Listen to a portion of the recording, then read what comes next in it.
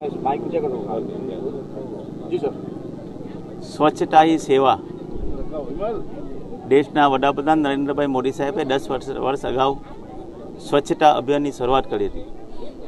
17 સપ્ટેમ્બરથી 2 પખવાડિયા સુધી સમગ્ર દેશની અંદર સ્વચ્છતા અભિયાન ચાલનારું છે. અમારા જીપીસીબી અને ગેમી દ્વારા છેલ્લા 2 દિવસથી બીચ સફાઈનો આ પ્રોગ્રામ ચાલી રહ્યો છે. આજે ડુમસ ખાતે અમે બીચ સફાઈની અંદર આવ્યા છે.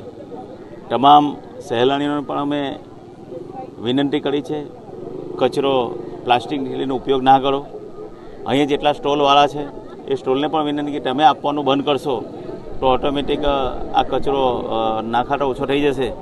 પરંતુ આજે તમામ સંસ્થાઓ સાથે મળીને આ બીચ ક્લીન માટેનો આજે સૌ જોડાયા છે. 2 અઠવાડિયા સુધી આ પ્રોગ્રામ ચાલવાનો છે.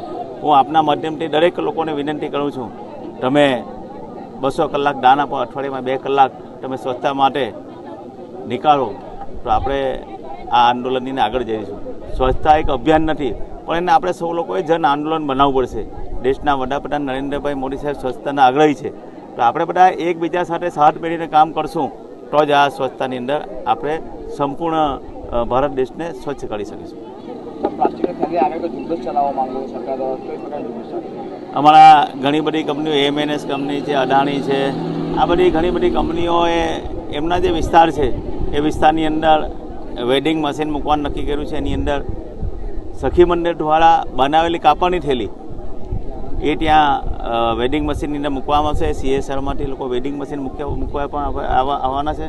સાથે સાથે એ થેલી તમે 5 રૂપિયા નાખશો અને એ થેલી તમે બહાર આવશે અને લોકો કાપડની થેલીનો ઉપયોગ કરે.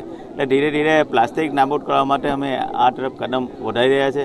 અને કંપનીઓ સૌ સંસ્થાઓનો ખૂબ સાથ છે. લોકો સ્વયંભૂ આજે આ એક સ્વચ્છતા આંદોલનની અંદર જોડાયા છે.